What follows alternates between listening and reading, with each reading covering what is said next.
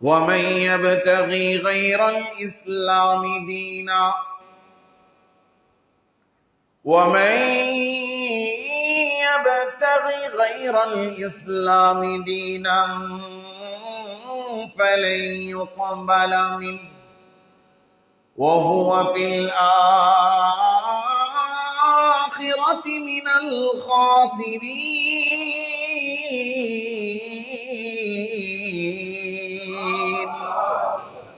আল্লাহ তাআলা রব্বুল আলামিন বলেন, ইসলাম ছাড়া কেউ যদি তাদের জীবনের ধর্ম হিসেবে, পথ হিসেবে, মত হিসেবে, জীবনের পন্থা হিসেবে, মত হিসেবে যদি অন্য কোন পদ্ধতিকে, অন্য কোন পথকে, অন্য কোন মতকে, অন্য কোন চিন্তার চেতনাকে গ্রহণ করে, আল্লাহ তাআলা রব্বুল আলামিন বলেন ফালাই ইউকবাল মিনহু, তাহলে ওই মত, পথ, চিন্তার চেতনা যারা গ্রহণ করলো, তারা যত ভালো কাজই করুক না কেন, ওই কাজ আমি আল্লাহর কাছে গ্রহণযোগ্য হবে না। ইসলাম বাদ দিয়ে অন্য কোন চিন্তা চেতনা, পথ আর মত যদি কেউ গ্রহণ করে নেয়, তারা মনে করবে তারা সফল, কিন্তু তারা সফল না, তারা হলো আখিরাতে চির ক্ষতিগ্রস্ত। কারণ আল্লাহর কাছে অন্য কোন মত পথের দাম নাই, দাম শুধু একটা ধর্মের। বলেন, ধর্মটার নাম কি? একমাত্র ইসলাম অনুযায়ী আমাদেরকে চলতে হবে। মুসলমানের একটাই চিন্তা, একটাই চেতনা, একটাই পথ, একটাই মত, সেটার নাম। এখন মুসলমানও নিজেকে দাবি করে, আবার এসে বলে আমি তো বাঙালিও, আমার বাঙালি চেতনাও তো আছে। কথা বলেন না? আছে না নাই?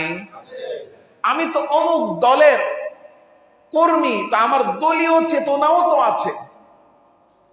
তো তখন কি করে? দলীয় চেতনাটা যদি ইসলামের সাথে সাংঘর্ষিক হয়, তো দলীয় চেতনাকে গ্রহণ করে। নিজেকে বাঙালি দাবি করে, বাঙালি চেতনার নামে যা উদ্ভব করা হয়েছে সেইটাকে গ্রহণ করে ইসলামকে সে বর্জন করে। আছে না নাই? অথচ আল্লাহ তাআলা রব্বুল আলামিনের হুকুম হলো তুমি মুসলমান, ইসলামে তোমার প্রবেশ করতে হবে, ঢুকতে হবে। অর্ধেক, অল্প না পরিপূর্ণ? পরিপূর্ণ। দেখেন, আমাদের একটা অভ্যাস, বিশেষ করে আমাদের বাংলাদেশের আমরা মুসলমান যারা আছি, আমাদের একটা পদ্ধতি, একটা তরিকা, একটা সিস্টেম এমন যে আমরা নিজেদেরকে মুসলমান দাবি করি, কিন্তু ইসলাম মানি শুধু মসজিদের ভিতরে। শুধু এবাদতের ক্ষেত্রে আমরা মুসলমান, এবাদতটা করি, 5 ওয়াক্ত নামাজ পড়ি, রোজা রাখি, হজ করি, যাকাত দেই, এবাদতের ক্ষেত্রে শুধু ইসলামটুকু মানি। কিন্তু এবাদত ছাড়াও যে অন্যান্য সব কাজে ইসলাম আছে, সেই জায়গায় আর ইসলাম মানি না। বিবাহ বন্ধন, পারিবারিক যে সমস্ত সম্পর্ক তৈরি হয়, বিবাহের ইসলামী পদ্ধতি তরিকা আছে না নাই? এবাদতের ক্ষেত্রে ইসলামের পদ্ধতি মেনে এবাদত করি, কিন্তু বিয়ে করার সময় যে আর ইসলামী পদ্ধতিতে বিয়ে করি না, তখন আমরা অন ইসলামিক কালচারে আমরা বিবাহ করি। ইসলামের বিবাহ পদ্ধতি কত সহজ, কত সুন্দর। ছেলে মেয়েকে দেখবে, পছন্দ হলে, মেয়ে ছেলেকে দেখবে, পছন্দ হলে ইজাব করবে, কবুল করবে, প্রস্তাব দিবে, গ্রহণ করবে। মেয়ের বাড়িতে কোনো খানা নাই, মেয়ের বাড়িতে কোনো খানা নাই। হ্যাঁ, যদি কেউ মেহমানদারি করতে চায় সেটা ভিন্ন বিষয়। কিন্তু এখন আমরা সিস্টেম বানাইছি কি, যে আমরা চলনে 250 জন আসবো, আমরা চলনে 300 জন আসবো, আমরা চলনে 100 জন আসবো, আমরা চলনে 500 যাব। এই যে মেয়ের বাড়িতে এইভাবে দল বেঁধে নিজেদের 500 লোক আছে, হ্যাঁ, আমগো লোক কম নিহি, হ্যাঁ, আমগরে কি ফইনি মনে করছে নিহি? কি রাগ করতেছেন? আমি আপনাদেরকে ইসলামে যেটা আছে সেটা শেখানোর চেষ্টা করছি। কিন্তু আমাদের সমাজে প্রচলিত আমরা যে অপরাধ করি, সেই অপরাধকে আমি তিরস্কার করতেছি না, কিন্তু আমাদের এটা বোঝা দরকার আমরা যেটা করতেছি সেটা সঠিক নয়, এটা ইসলামের পদ্ধতি, ইসলামের দৃষ্টিতে সঠিক নয়, এটা আমাদেরকে বুঝতে হবে। এখন আমাদের সমস্যা কোথায়? সমস্যাটার কথা না বললে তো আমরা বুঝবো না যে আমার সমস্যাটা কোথায়। ডাক্তারের কাছে যায়, হাত দিয়া কয় হাতটা ব্যথা করে, ডাক্তার ধৈরা ধৈরা ধৈরা যেখানে ব্যথা ওই জায়গাটা টিপ দিছে, এমন ভাবে টিপ দিছে, এখন বেচারার কলিজার মধ্যে গিয়া লাগছে, চিল্লান দিয়ে উঠছে, আ কি ডাক্তার নি আপনি কষাই নি কি কলজাটা বাইর করে লাইছিলেন, এত জোরে কেউ চিপ দেয়? আচ্ছা, ডাক্তার যে টিপ দিল সে কি আমার ব্যথা দেওয়ার জন্য টিপ দিছে না জায়গাটা পরীক্ষা করার জন্য?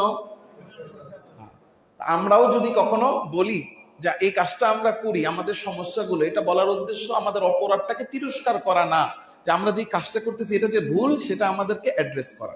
বুঝাতে পারছি? তো এখন আমরা কি করি, মেয়ে বাড়িতে গিয়ে আমরা ইচ্ছা মতো 500 জন, 300 জন, 200 জন, অথচ ইসলাম আমাদেরকে শিখায় না, এটা সঠিক পদ্ধতি না। উনি তো এমনি মেয়ে দিচ্ছে, তার জীবনের সবচেয়ে দামি সম্পদ আপনাকে দিয়ে দিচ্ছে, আপনার মেয়েটাকে লালন পালন করে আপনার ঘরে পাঠাচ্ছে সৌভাগ্যের প্রতীক হিসেবে, আর আপনি এখন ওই মেয়ে আনার জন্য আপনার 300, 400, 500, এমন একটা অবস্থা মনে হয় জীবনে খায় নাই। কথা বলেন না? আবার যাওয়ার পরে গিয়ে যদি খাবার দাবার একটু 19 থেকে 20 হয়, খাবার একটু ঠান্ডা হয়ে যায়, খাবার দেখা গেছে কোনো একটা পথ শর্ট করে গেছে, ওরে কিয়ামত।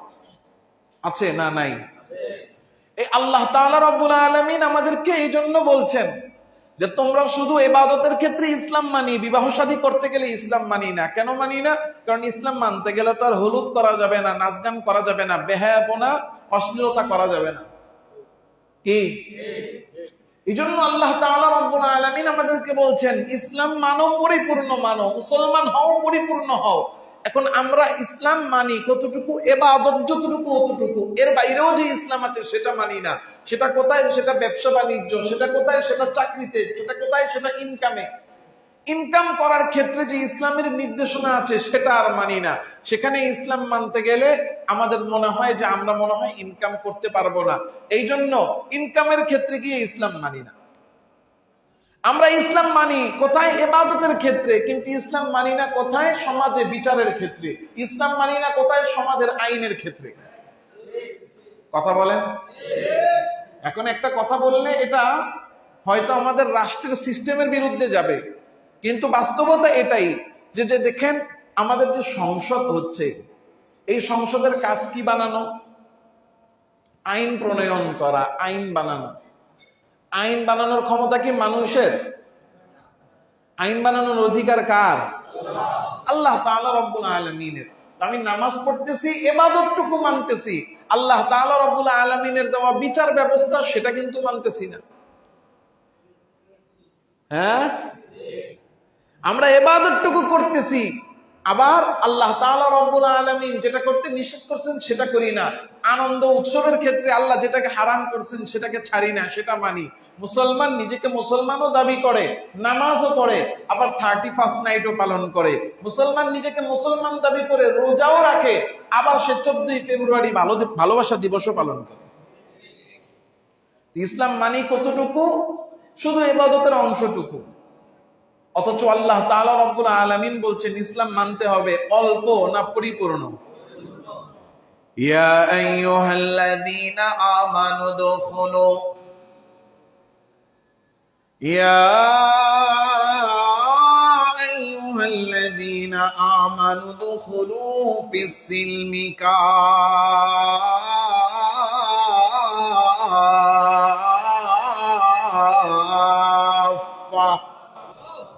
আল্লাহ তাআলা রব্বুল আলামিন ডাক দিয়া বলেন ঈমানদাররা ইসলামে প্রবেশ করো পরিপূর্ণভাবে। সকালবেলা ঘুম থেকে উঠে রাত্রেবেলা ঘুমানো পর্যন্ত 24 ঘন্টার জীবনে যা যা প্রয়োজন প্রতিটা সেকেন্ডে সেকেন্ডে হুকুম মানতে হবে কার? প্রত্যেকটা কাজ আল্লাহর হুকুম মতো করতে হবে। কারণ আমি যদি মনে করি মসজিদে ইবাদতে ইসলাম আছে কিন্তু বিয়ে শাদীতে ইসলাম নাই, বলেন তো বিয়ে করলাম, বিয়ে করাইলাম যে সময়টুকুতে, ওই সময়টুকুর হিসাবও আল্লাহর কাছে আছে না নাই? আল্লাহ তাআলা রব্বুল আলামিনের কাছে কি শুধু নামাজের সময়টুকুই হিসাব আল্লাহ নিবেন, না পুরো হায়াতের প্রতি সেকেন্ডের হিসাব আল্লাহ নিবেন? প্রতি সেকেন্ডের হিসাব যেহেতু আল্লাহ নিবেন, তাইলে প্রতিটা সেকেন্ড ইসলাম অনুযায়ী আমাদেরকে পালন করতে হবে, হুকুম অনুযায়ী পালন করতে হবে, নিষেধ থেকে বেঁচে থাকতে হবে কার? কারণ ইসলাম এমন এক ধর্ম আল্লাহ আমাদেরকে দিয়েছেন, আমার 24 ঘন্টার জীবনে আমি বাথরুমে ঢুকি, বাথরুম থেকে বের হই। এটার নির্দেশনাও ইসলামে আছে না নাই? আল্লাহ রসুল সাল্লাল্লাহু আলাইহি সাল্লামের একজন সাহাবী, নামটা আমার এই মুহূর্তে স্মরণ নাই, তিরমিজি শরীফে আমরা এই হাদিস করেছি। তো এসে বলতেছে যে আল্লামাকুম নাবিয়ুকুম কুল্লা শাই। সাহাবীকে এসে প্রশ্ন করতেছেন, তোমাদের নবী কি তোমাদের সব শিখাইছেন? এক মুশরিক প্রশ্ন করছে, এক কাফের সাহাবীকে প্রশ্ন করছেন, তোমাদের নবী কি তোমাদেরকে সব শিখাইছেন? সাহাবী বলেন, হ্যাঁ, আমাদের নবী আমাদেরকে সব শিখাইছেন। বলে যে হাত্তাল গাইতা, কেমনে পায়খানা করতে হয় এটাও তোমাকে নবী তুমি করে শিখাইছে। এই কথাটা সে প্রশ্নটা করছে সে ঠাট্টা করে, টিটকারি মেরে। মানে যখন বলছে যে আমাদের নবী আমাদেরকে সব কাজ করা শিখাইছে, কোন কাজ কিভাবে করতে হবে, খানা খাইতে বসলে খানা খাওয়ার পদ্ধতি নিয়ম আছে না নাই? কোন হাতে খাবো? ডান হাতে খাবো। এটা আল্লাহ রসুলের সুন্নত শিখানো। আল্লাহ রসুলের সুন্নত শিখানো যে খাবো কিভাবে, খাবারটা শেষ করবো কিভাবে, খাবার শুরুতে দোয়া আছে না নাই, খাবার শেষে দোয়া আছে না নাই, ঘুমাবো যে কিভাবে ঘুমাবো এটা আল্লাহ রসুল শিখাইছেন নাকি শিখান নাই? হ্যাঁ, ঘুমানোর সময় দোয়া আছে না নাই? দোয়া পড়ে বাম কাতে না ডান কাতে? ডান কাতে। প্রত্যেকটা কাজ আল্লাহ রসুল শিখিয়েছেন। এখন কাফের সামনে যখন বলছে যে আমরা আমাদের নবীর তরিকার বাহিরে চলি না, নবী যেভাবে শিখিয়েছেন সেভাবে চলি, তো সে ঠাট্টা করে প্রশ্ন করতেছেন, হাত্তাল গাইতা, পায়খানা কেমনি করতে হয় সেটাও শিখাইছে? তো সাহাবী বলেন, নাম বালা, হ্যাঁ, আমরা পায়খানা কিভাবে করব সেটাও আল্লাহ রাসূল আমাদেরকে শিখিয়েছে। বাথরুমে ঢুকার সময় দোয়া আছে না নাই? বাথরুমে ঢুকবো যে কোন পায়ে ঢুকবো? বাম পা দিয়ে। আল্লাহ রাসূল সাল্লাল্লাহু আলাইহি ওয়াসাল্লাম সব আমাদেরকে শিখাইছেন। কারণ ইসলামে নাই মানব জীবনে প্রয়োজন আর ইসলামে এটার ব্যাপারে বিধান নাই এরকম কিছুই। সব বিষয়ে আল্লাহর তাআলা রব্বুল আলামিনের পক্ষ থেকে ইসলামের নির্দেশনা আছে না নাই? আল্লাহ তাআলা রব্বুল আলামিন এই জন্য স্পষ্টভাবে ঘোষণা দিয়ে দিয়েছেন, আল ইয়াউমা আকমালতু লাকুম দীনাকুম, اليوم أكملت لكم دينكم وأتممت عليكم نعمتي ورضيت لكم الإسلام دينا। আল্লাহ তাআলা রব্বুল আলামিন বলেন, বিদায় হজের দিন আল্লাহর রাসূলের উপরে আল্লাহ এই আয়াত নাযিল করেছেন, আল ইয়াউমা আকমালতু লাকুম দীনাকুম, আজকে আপনাদের জন্য আপনাদের দিনকে পরিপূর্ণ করে দেওয়া হলো, ওয়া আতমামতু আলাইকুম নিয়ামতি, আপনাদের উপরে আমার নিয়ামতকে পরিপূর্ণ করে দিলাম, কারণ পূর্ণাঙ্গ ইসলাম জীবন ব্যবস্থা দিয়ে দিলাম, ওয়া রাদিতু লাকুমুল ইসলাম দীনা, আর আপনাদের জন্য জীবন ব্যবস্থার ধর্ম হিসেবে আমি ইসলামকে মনোনীত করে দিলাম। সুতরাং প্রত্যেকটা বান্দাকে চলতে হবে ইসলাম অনুযায়ী, পুঙ্খানুপুঙ্খানুভাবে প্রত্যেকটা কাজ করতে হবে। এই বিধান, এই নিয়ম দিয়ে দিয়েছেন কে? সুতরাং ইসলামে সব আছে। কোন উৎসব করব, উৎসব করলে কিভাবে পালন করব, এটাও ইসলামে আছে না নাই? এখন আমরা যে সারা বছরে 12 মাসে 14টা উৎসব পালন করি, এই ব্যাপারে ইসলাম কি বলে? বিশেষ করে আজকে হলো এপ্রিল মাসের 10 তারিখ, আর 4 দিন পরে 14 তারিখ আসতেছে পয়লা বৈশাখ, অর্থাৎ বাংলা নববর্ষ। এই বাংলা নববর্ষ আসা মানি হলো দেশের মধ্যে একটা উৎপাত তৈরি হওয়া এবং এক ধরনের উৎসব মুখর একটা পরিবেশ তৈরি হয়। বিশেষ করে বাংলাদেশের একটা শ্রেণী আছে যাদেরকে অনেকেই শাহবাগী বলে ডাকে। এই শ্রেণীটা এই নববর্ষ, বাংলা নববর্ষ আসলে সব জায়গায় উৎপাত শুরু করে দেয় এবং এটাকে আমরাও অনেকে একটা উৎসব মনে করে আমরা এই উৎসবটা উদযাপন করা শুরু করে দিই। আমাদের আসলে আমরা উৎসব, কেউ যদি শুধু একটু আমাদেরকে রং লাগায় বলতে পারে এটা উৎসব, তাইলে আমরা চান্স পেয়ে যাই, নাচানাচি শুরু করে দিই। কি দেখেন না, আমরা ছোটবেলা, ছোট থেকে বড় তো এই অঞ্চলেই হয়েছি। আমার মনে আছে 98, 99, 2000 সাল, এই সময়টাতে আমরা তখন এই পাশেই থাকি। তো ওই সময় দেখছি ওই 14ই ফেব্রুয়ারি না 14ই জানুয়ারি সাকরাইন পালন হতো। আসেনি এখনো? নামে আছে পৌষ সংক্রান্তি, কিন্তু আগে যেটা ছিল সেটা আর নাই। তা আমরা তখন দেখছি, ছোটবেলা ছিলাম তো, আমাদের বড় ভাই বাড়ির মধ্যে যারা থাকতো, পুরান ঢাকার একটা সিস্টেম হলো, একটা বাড়িতে যারা থাকে এই সবাই এক পরিবারের মতো। নয়া ঢাকায় কিন্তু এটা নাই।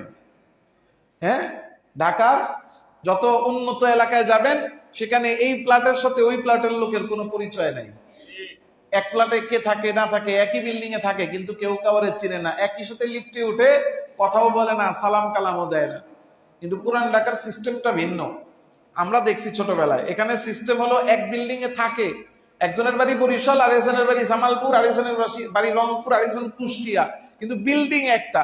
এই এক বিল্ডিং এ যারা থাকে এই জায়গার পরিবেশটাই এমন, কেমন যেন সবাই সবাই চিনে জানে এবং সবার সাথে সবার একটা আন্তরিক সম্পর্ক। এই কথাটা কি ভুল বলছি? তো দেখা গেছে এই বিল্ডিং এর মধ্যে কোনো ঘরে দুইটা ছেলে, কোনো ঘরে একটা ছেলে, কোনো ঘরে তিনটা ছেলে, কোনো ঘরে একটা, এইভাবে মিলে এই বিল্ডিং এর মধ্যে 8জন 7জন ছেলে আছে। তো সিরিয়াল বাই সিরিয়াল বড় ভাই থেকে শুরু হয়ে ছোট ভাইয়ের মতো সবার সাথে সম্পর্ক। তা আমরা ছোটবেলা দেখছি যে এই পৌষ সংক্রান্তি বা সাকরাইনে শুধু ছাদের উপরে ওইটা শুধু গুড্ডি উড়াইতে, আর এখন গুড্ডি উড়ানো থেকে নিয়ে এটা এমন একটা পরিস্থিতিতে আসছে, এখন আর গুড্ডি উড়ায় না, খালি হলো নাচগান নাচগান নাচগান, অশ্লীলতা, আর হইলো মাদক।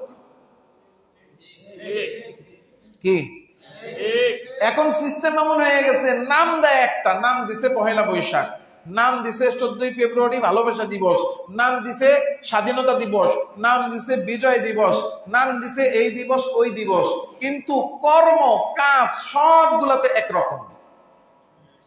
কথা বলেন, যেই দিবসের নাম লাগায়, এমন কি হাত্তাকে ওই যে 15ই আগস্ট একটা শোক দিবস পালন করে, ওই শোক দিবসেও এমন ভাবে সাইজা গুইজা বাইর হয়, এটা কি আসলে শোক দিবস না ভালোবাসা দিবস পার্থক্য করা যায়। খালি সরকারি ছুটি একটা হইলেই হয়েছে, সরকারি ছুটি একটা পাইলেই হয়েছে, যেটা একটা সরকারি ছুটি, তাইলে বাস সব এক পদ্ধতিতে নেমে যায়। কিন্তু উৎসব কিভাবে পালন করতে হবে সেই ব্যাপারেও ইসলামে দিক নির্দেশনা আছে না নাই? প্রথম কথা হলো, তুমি আমি আমার সামনে যেটা উৎসব হিসেবে বলা হচ্ছে যে এটা একটা উৎসব, বাস্তবেই ইসলামের দৃষ্টিতে সেটা উৎসব কিনা এটা আগে যাচাই করতে হবে। যদি এটা উৎসব হয় তাইলে কিভাবে পালন করব পরবর্তীতে সেটা দেখব। আগে দেখতে হবে ইসলামের দৃষ্টিতে আসলেই এটা উৎসবের পর্যায়ে পড়ে কিনা, ইসলাম এটাকে উৎসব হিসেবে বৈধতা দেয় কিনা। আমি কি বুঝাতে পারছি? তো এই যে আমাদের দেশে বাংলা নববর্ষ উদযাপন অনেকেই করে, আমরাও গড্ডালিকা প্রবাহে গা ভাসিয়ে আমরা উৎসব উদযাপন করা শুরু করে দিই, আনন্দ ফুর্তি করা শুরু করে দিই। আগে আমাদেরকে জানতে হবে আসলে ইসলামের দৃষ্টিতে এটা বৈধ কিনা। তার আগে জানতে হবে এই বাংলা নববর্ষ আসলো কোথা থেকে। আল্লাহ, ভারত উপমহাদেশের সিস্টেমটা এমন ছিল, বাদশাহ আকবর, জালালউদ্দিন মোহাম্মদ আকবর, সে 1556 সনে, ইংরেজি 1556 সনে বাদশাহ জালালউদ্দিন মোহাম্মদ আকবর সে বাদশাহ হয় ভারত উপমহাদেশে।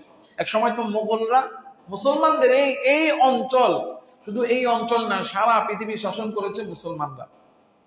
আর আমরা তো আজকে নামে মুসলমান, ইসলাম আমাদের মধ্যে নাই, ইসলামী চিন্তা চেতনা ইসলামী মানসিকতা আমাদের মধ্যে নাই, যার কারণে আমরা মার খেতে খেতে খেতে খেতে খেতে খেতে আজকে একেবারে নাই হয়ে গেছি। দেখেন না, ইরান ইসরায়েল আমেরিকা যুদ্ধ হচ্ছে, কিন্তু নামে মুসলমান আমরা সবই তো মিডল ইস্টের যা আছে, আমাদের সারা পৃথিবীর মানুষ যেই দিকে আমরা ফিরি, নামাজ পড়ি, মক্কা মদিনার আরব, এই আরব থেকে নিয়ে সৌদি আরবের আশেপাশে সব আরব কান্ট্রি গুলো, এই সব হলো ইহুদি খ্রিস্টান নাসারা এই আমেরিকার ইসরায়েলের সাথে খাতির। শুধু খাতির না, এমন দহরম মহরম সম্পর্ক যে এই প্রত্যেকটা দেশে ওই শয়তানদের একটা করে ঘাঁটি, শুধু ঘাঁটি না, তাদের অস্ত্র ইত্যাদি যা যা লাগে সবকিছু রাখার ব্যবস্থাও দিছে, তাদেরকে আর্থিক এবং অন্যান্য যত সাপোর্ট লাগে এই শয়তান গুলাই তাদেরকে দেয়। তো পৃথিবীতে মুসলমানরা শাসন করবে কিভাবে? যাই হোক, ওই দিকে আমি না যাই। তো এই 1556 ইংরেজি সনে এই সময় জালালউদ্দিন মোহাম্মদ আকবর সে বাদশাহ হয়। সে বাদশাহ হওয়ার পরে সে দেখলো যে ইংরেজি সন হিসাব করতে গেলে প্রতি বছর যে কৃষকদের কাছ থেকে এবং সাধারণ জনগণের কাছ থেকে যে কর বা যে খাজনাটা নেওয়া হয়, এটা ইংরেজি বছর অনুযায়ী ডিসেম্বর মাসের শেষে গিয়ে যখন নেওয়া হয়, ওই সময় কারো কোনো ফসল উঠে না। ফসল উঠে হলো এই বৈশাখ মাসের আগে, চৈত্র মাসে উঠে, বৈশাখ মাসে গিয়ে কি হয়, তাদের সবার হাতে ফসল টসল উঠে গেছে, টাকা পয়সা। এই সময় খাজনা দেওয়াটা তাদের জন্য সহজ, কিন্তু এই সময়টা তো আর জানুয়ারি মাস না, এটা এপ্রিল মাস। এখন এই জন্য যাতে করে এই খাজনা উঠানো, কর উঠানো, এটা দেওয়া এবং নেওয়া, এটা যেন জনগণের জন্য সহজ হয়, তাদের জন্য যেন এটা উঠানোটা সহজ হয়ে যায়, কষ্টদায়ক না হয়, এই জন্য বাদশাহ আকবর একটা নতুন করে বাংলা বর্ষপঞ্জিকা সে তৈরি করল। এই 1556 সাল থেকে নিয়ে গণনা শুরু হয়, কিন্তু গণনাটা করা হয় হলো 1584 সাল থেকে। 1584 সাল থেকে গণনা শুরু হয়, কিন্তু প্রথম বছর ধরা হয় বাদশাহ আকবর ক্ষমতায় বসার যেই বছর, সেই বছর থেকে 1556 থেকে শুরু হয়। তো মূলত এই বাংলা বছর গণনা, বাংলা বর্ষপঞ্জিকা, এটা গণনা শুরু হয় মূলত শুধুমাত্র হাল খাতার জন্য। কিসের জন্য? হাল খাতার জন্য। অর্থাৎ সরকারও তার রাজকীয় কোষাগারে সবার কাছ থেকে কর খাজনা আদায়ের জন্য এই তারিখটা ব্যবহার করা শুরু করে। তার দেখা দেখি যারা ব্যবসা বাণিজ্য যে যেই কাজে আছে, তারাও এই তারিখটাকে কি হাল খাতার জন্য ব্যবহার করে। এজন্য আমরা ছোটবেলাও দেখছি যে এই বাংলা নববর্ষে হাল খাতা আয়োজন হতো খুব জমজমাট ভাবে। আর এখনের ব্যবসায়িক সিস্টেম তো চেঞ্জ হয়ে গেছে, এখন হাল খাতা লাগে না। যারা দেওয়ার তারা দেয়, আর যারা দিবে না তারা চুরি করে ভাইগা যায়। কথা বলেন না? আল্লাহ। মূলত আপনি যদি, আপনাকে যদি কেউ বলে যে বাংলা নববর্ষ এটা আমাদের বাঙালি জাতির, বাংলাদেশি জাতির ঐতিহ্য, তাহলে আমাদের ঐতিহ্য এবং উদযাপনের বৈধ নিয়ম, বৈধ যে অংশ, সেটা হলো যে বাংলা নববর্ষের প্রথম দিন শুধুমাত্র হাল খাতা আয়োজন করা। এটা আমাদের ঐতিহ্য, এটা আমাদের সংস্কৃতি। বুঝাইতে পারছি? আমাদের সংস্কৃতি কি? যে যদি বলে বাংলা নববর্ষ আমাদের সংস্কৃতি, তা আমাদের সংস্কৃতি কতটুকু?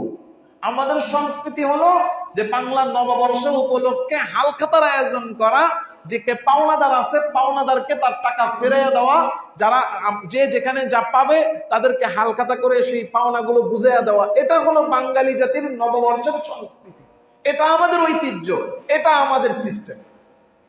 কিন্তু এই যে এখন 1432 বাংলা সন শেষ হয়ে 1433-এ আমরা যাব।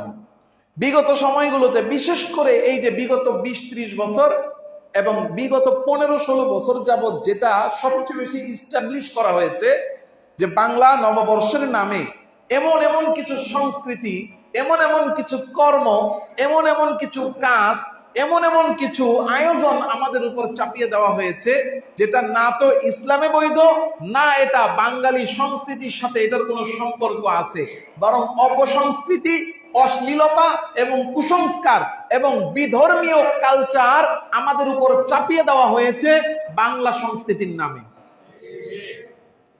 এজন্য নববর্ষ উদযাপন করা, দেখেন নববর্ষ উদযাপন করা, সেটা বাংলা নববর্ষই হোক, ইংরেজি নববর্ষই হোক, আর আরবি নববর্ষই হোক, নববর্ষ উদযাপন করাটাই তো ইসলামে বৈধ নাই। ইসলামের মধ্যে নববর্ষ উদযাপন করার মতো কোনো সিস্টেম ইসলামের মধ্যে নাই।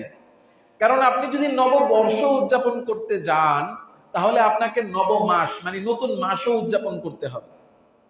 আপনি যদি নতুন মাস উদযাপন করতে যান, তাহলে আপনাকে নতুন দিনও উদযাপন করতে হবে।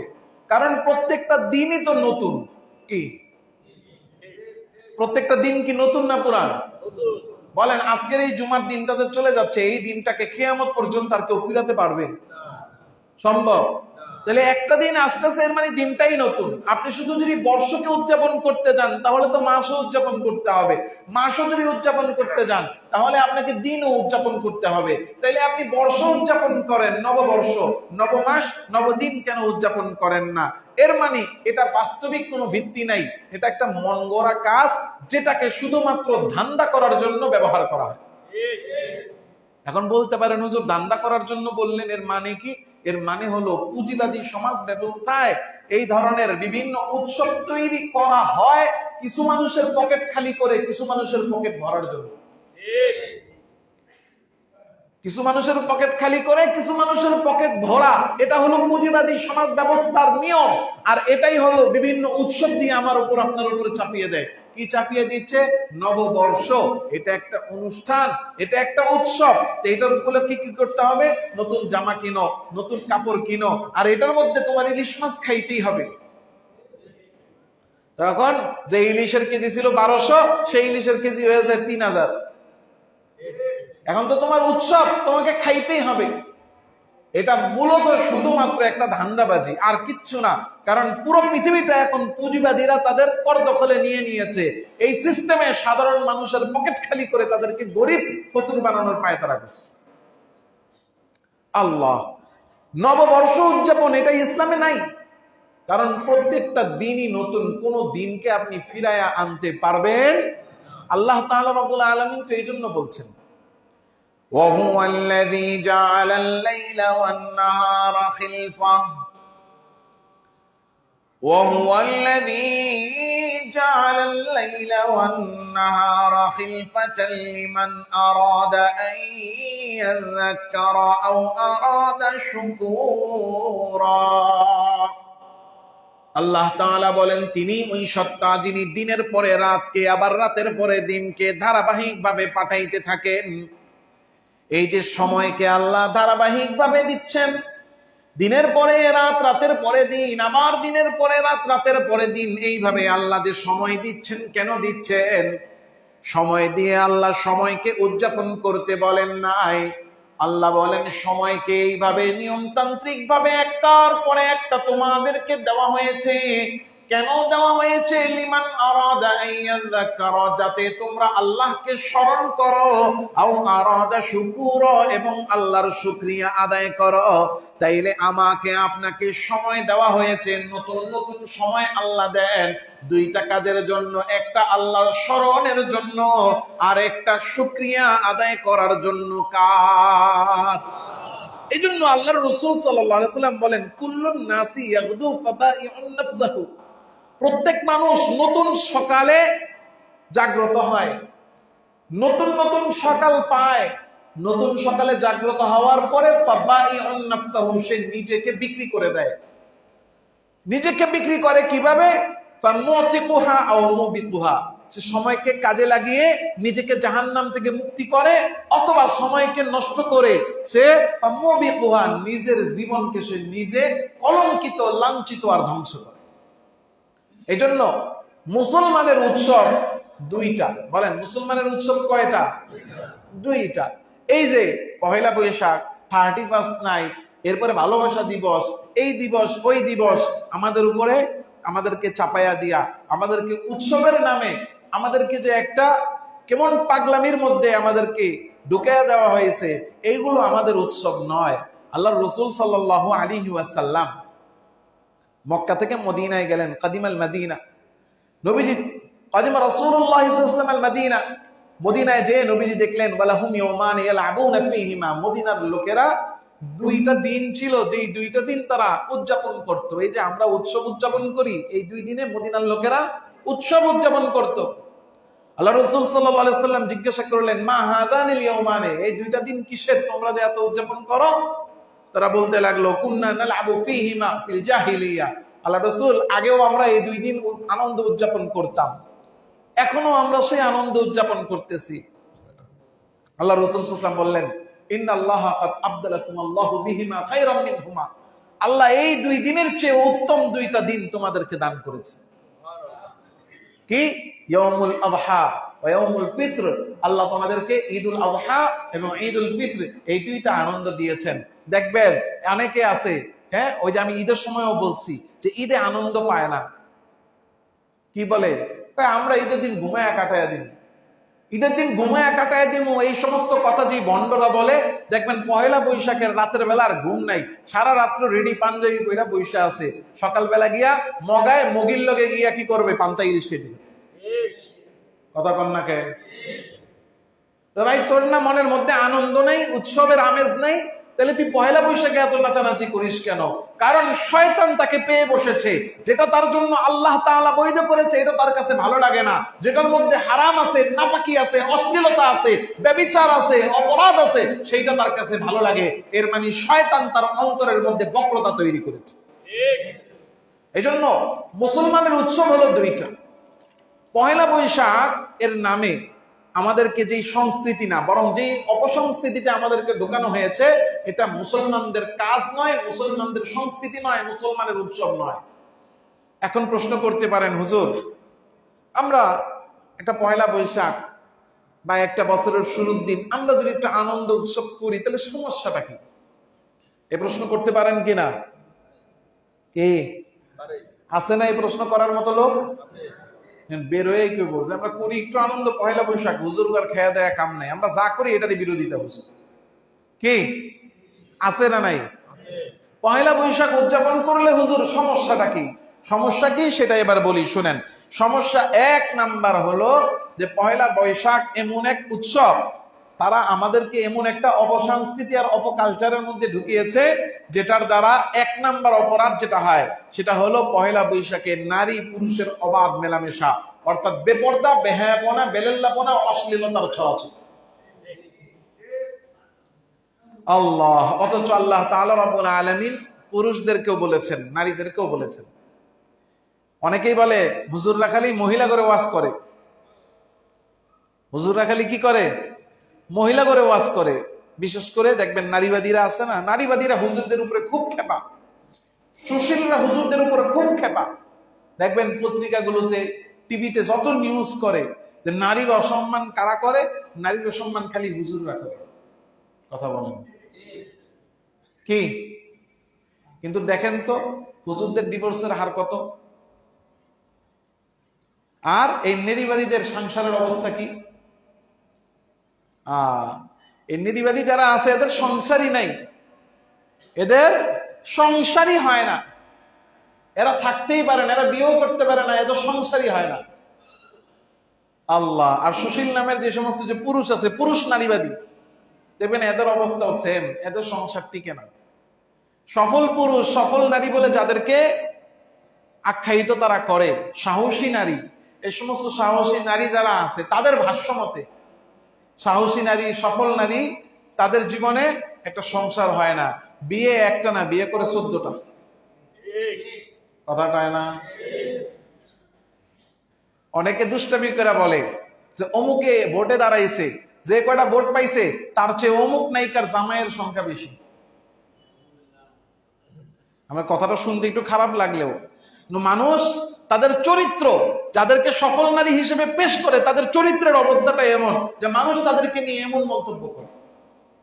আল্লাহ, সফলতার মাপকাঠি দুনিয়াতে গ্ল্যামারাস হওয়া নয়, সফলতার মাপকাঠি আল্লাহ তাআলার কাছে প্রিয় হওয়া। আল্লাহ তাআলা রাব্বুল আলামিন এই জন্য পহেলা বৈশাখ কেন লালন পালন করতে পারবো না, উদযাপন করতে পারবো না? এক নাম্বার কারণ, এটাকে এমন ভাবে ডিজাইন করা হয়েছে যে এটার মধ্যে অশ্লীলতা ভরপুর।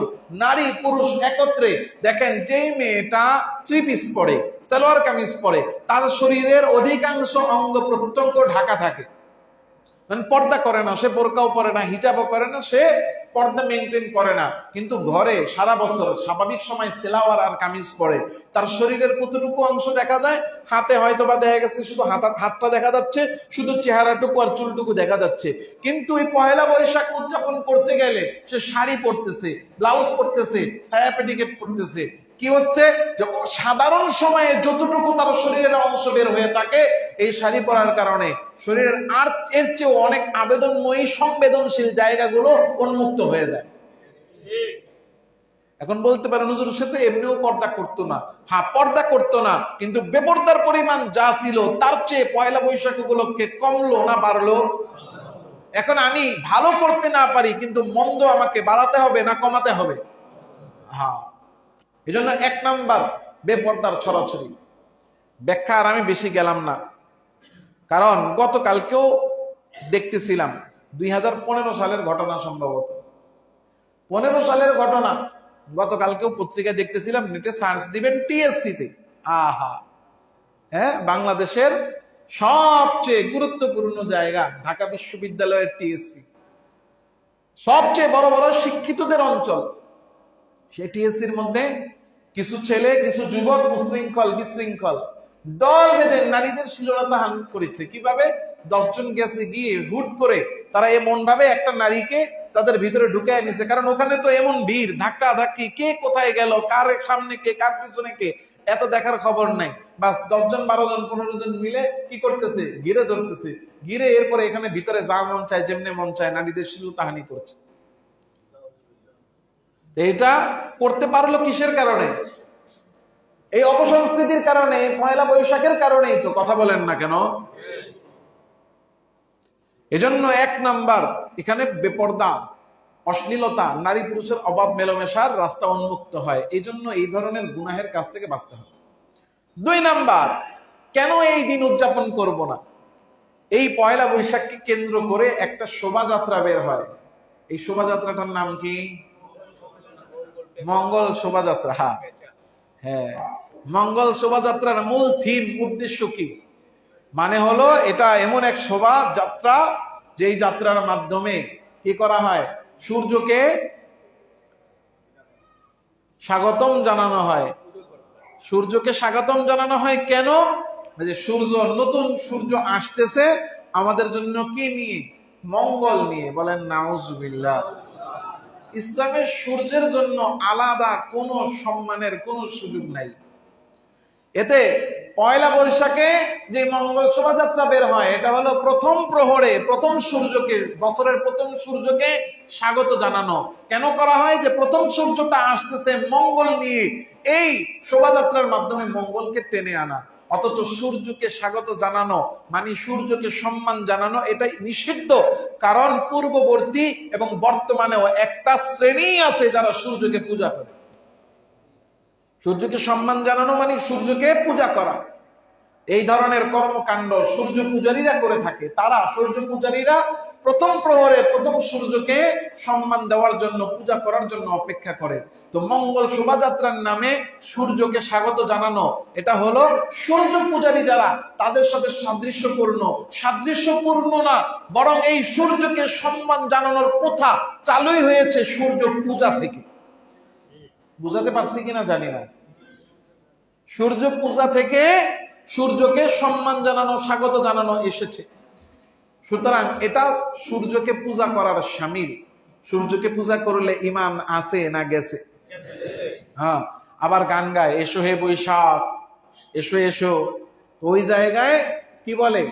রবীন্দ্রনাথের সঙ্গীত না, এটার মধ্যে বলে যে অগ্নি স্নানে শুচি হোক ধরা।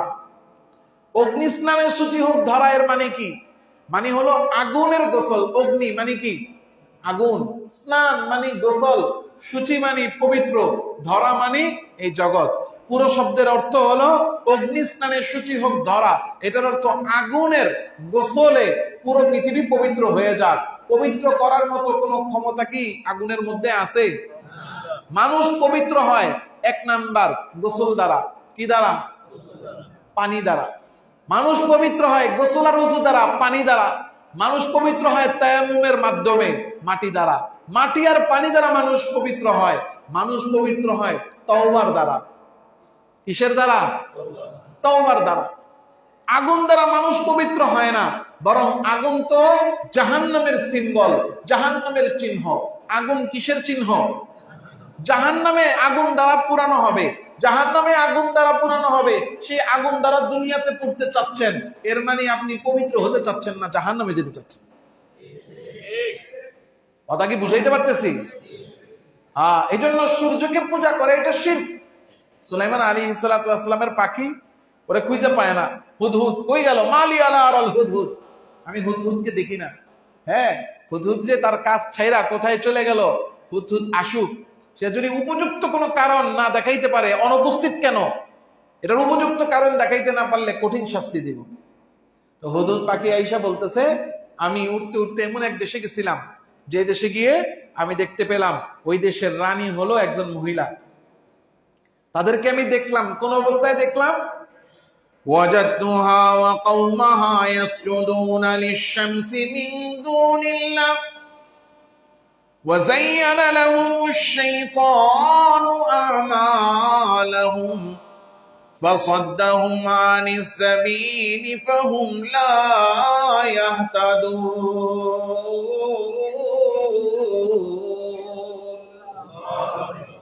হুদুদ পাখি বলতেছে, আমি ওই রানী বিলকিসকে এবং তার কওমকে দেখলাম তারা সূর্যকে পূজা করে। আর এই সূর্যরে পূজা করা শয়তান তাদের জন্য এত আলোক সজ্জিত করে দিয়েছে, এত বেশি আকর্ষিত করে দিয়েছে, তারা যে আল্লাহর পথ থেকে দূরে সরে গিয়েছে এইটাও তারা বুঝতে পারছে না। ঠিক তেমন ভাবে যারা মঙ্গল শোভাযাত্রায় মঙ্গল কামনায় সূর্যের পূজায় যারা বের হয়ে গেছে, এই কাজটা তাদের কাছেও এত বেশি সুসজ্জিত আর লোভনীয় মনে হয়, এইটা যে শিরিক এইটা বোঝার মতো অবস্থাও তাদের মধ্যে আর বাকি নাই। এজন্য এই মঙ্গল শোভাযাত্রার এক নাম্বার ক্ষতি হলো যে এটার মধ্যে যে সূর্যের প্রতি সম্মান প্রদর্শন করা হয়, এটা মূলত সূর্য পূজার শামিল। এর দ্বারা ঈমান থাকে না চলে যায়? 2 নাম্বার, এটার মধ্যে মঙ্গল কামনা করা হয়। কি কামনা করা হয়? মঙ্গল কামনার জন্য কি নেওয়া হয়? পেশা নেওয়া হয়, বাদর নেওয়া হয়, বাঘ বানায়, এরপরে আরো নানা রকম উপাদান এই জিনিসগুলোকে বানায় নেওয়া হয়। কেন? এগুলোর মাধ্যমে কল্যাণ আসবে। দেখেন, প্রথম থিম হলো যে এগুলাতে চইরা পেঁচায় চড়ে, এরপরে বিভিন্ন জিনিসে চড়ে কল্যাণ আসবে। এটা কাদের বিশ্বাস? আপনারা তো ভালোই জানেন, মাশাআল্লাহ। তাদের বিশ্বাস যে তারা বাহন নিয়ে যাচ্ছে, তাদের মা, তাদের দেব, তাদের দেবী ওই বাহনে করে এসে কল্যাণ দিয়ে যাবে। কন্যা নাউজুবিল্লাহ। এই কারণে এই সমস্ত অনুষ্ঠানে যে অনেক মুসলিম শাসক মানে মুসলিম নেতা নেত্রীরাও এই ধরনের এই ঈমান বিধ্বংসী শিরকি কথাবার্তা তারাও বলে। কি বলে না? যে কালিমা এবার চলে আসবে, নাউজুবিল্লাহ। দুর্গা মা এবার চলে আসবে, নাউজুবিল্লাহ। এই হলো মঙ্গল শোভাযাত্রার মধ্যে দ্বিতীয় শিরিকের বড় উপাদান। তৃতীয় কথা হলো, যারা মঙ্গল কামনার জন্য এই ভূত, পেঁচা, পেতনি, বাঘ, বানর, ভাল্লুক এগুলো নিয়ে যারা বের হচ্ছে, তাদের বিশ্বাস এটার মাধ্যমে তারা কল্যাণ আনবে। বলেন, কল্যাণের মালিক কি এই সমস্ত জিনিস? কল্যাণের মালিক কে? অকল্যাণেরও মালিক কে? তাহলে শোভাযাত্রার মাধ্যমে কল্যাণ আনা যাবে এই বিশ্বাস করলে আল্লাহ যে কল্যাণ অকল্যাণের মালিক এটাকে স্বীকার করা হয় না অস্বীকার করা হয়? وَإِن يَمْسَسْكَ اللَّهُ بِضُرٍّ فَلَا كَاشِفَ لَهُ إِلَّا هُوَ وَإِن يَمْسَسْكَ بِخَيْرٍ فَهُوَ عَلَى كُلِّ شَيْءٍ قَدِيرٌ।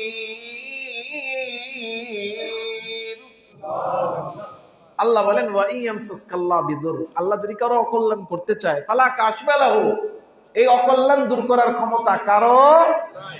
ওয়া ইয়ামসাসকা বিখাইরিন, আর আল্লাহ যদি কাউরে কল্যাণ দিতে চায়, ফালা রাদ্দা লিফাদলি, আল্লাহর রহমকে দূরে সরাইয়া দিবে এই ক্ষমতাও কারো নাই। তাহলে এই পুরো মঙ্গল শোভাযাত্রার প্রক্রিয়াটা শুরু থেকে শেষ পর্যন্ত আকীদাগতভাবে, বিশ্বাসগতভাবে ঈমানের পক্ষে না শিরিকের পক্ষে? এই শিরিকের মধ্যে যদি কোনো মুসলমান ঢুকে তার ঈমান থাকবে না যাবে? তাহলে 1 নাম্বার নারী পুরুষের অবাধ মেলামেশা, 2 নাম্বার মঙ্গল শোভাযাত্রার নামে শিরিকের ছড়াছড়ি, 3 নাম্বার সংস্কৃতি চর্চার নামে হারাম নাচ গানের ব্যবস্থা। কি রমনা বটমূলে আসেনি? হয়নি? এতগুলা বড় বড় হারমোনিয়াম নিয়ে বসে যায়, এসো বৈশাখ, এসো এসো হে, নাউজুবিল্লাহ।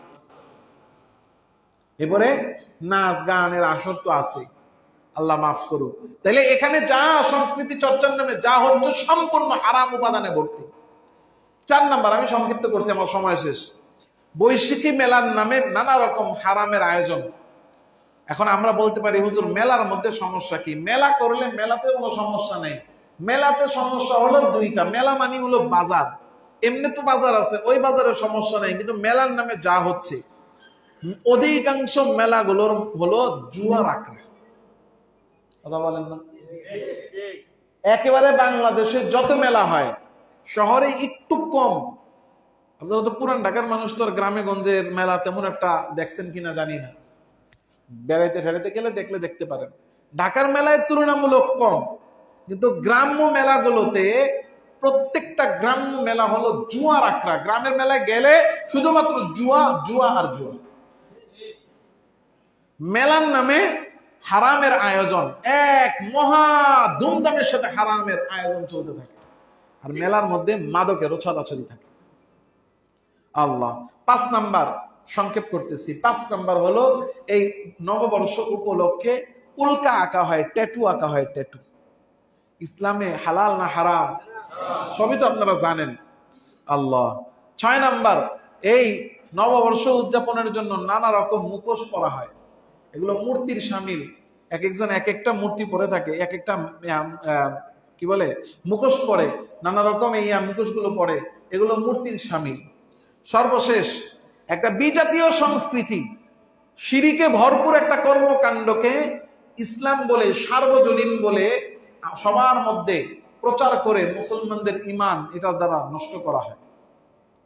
দেখেন, কেউ মঙ্গল শোভাযাত্রায় যাচ্ছে, ধরেন আপনি এটাকে শুধু বাঙালি সংস্কৃতি মনে করে যাচ্ছেন, কিন্তু যে অন্য ধর্মের, সে তো বের হচ্ছে এই নিয়তেই যে আমরা আজকে সূর্যের কাছ থেকে আমরা কি আনবো, এই পিঠে সরাইয়া মা দেবীর আইনা আমরা মঙ্গল নিয়ে আসবো। আপনি যাচ্ছেন না এই বিশ্বাসে, আপনি যাচ্ছেন না, আপনি শুধু উৎসব উদযাপনের জন্য যাচ্ছেন, কিন্তু সে তো যাচ্ছে কিসের উদ্দেশ্যে? মঙ্গল আনার উদ্দেশ্যে। এখন ইমাম সাহেব সামনে দাঁড়াইছে আল্লাহু আকবার বলে জোহরের নামাজ পড়ার জন্য 4 রাকাত, আর আপনি ইমাম সাহেবের ইক্তেদায় দাঁড়ালেন আল্লাহু আকবার বলে, কিন্তু নিয়ত করছেন যে আমি 4 রাকাত সুন্নত পড়ব। বলেন আপনার সুন্নত হবে না ফরজ হবে? আরে কোনোটাই হবে না, কোনোটাই হবে না। হ্যাঁ, ঈমান খলত মলত হয়ে নষ্ট। এই জন্য আর একটা কথা সর্বশেষ, সারা বছর গরম ভাত ছাড়া ভাত খাইলে হজম হয় না, আর খালি ওই পয়লা বৈশাখ খাইলে পান্তা ভাতের কথা মনে পড়ে। এটা মূলত পান্তা ভাত খায় না, এটা গরিবের সাথে উপহাস করে। এজন্য এই ধরনের উৎসব তো আমরা সবাই একেবারে ধুমধামে উদযাপন করব, তাই তো? তাহলে বর্জন করব, পারবো ইনশাআল্লাহ? কোন এই পয়লা বৈশাখের নামে গুনাহের সমারোহ, গুনাহের ছড়াছড়িতে আমরা কেউ লিপ্ত হব? আল্লাহ আমাদের সবাইকে এই গুনাহ থেকে বেঁচে থাকার তৌফিক দান করেন।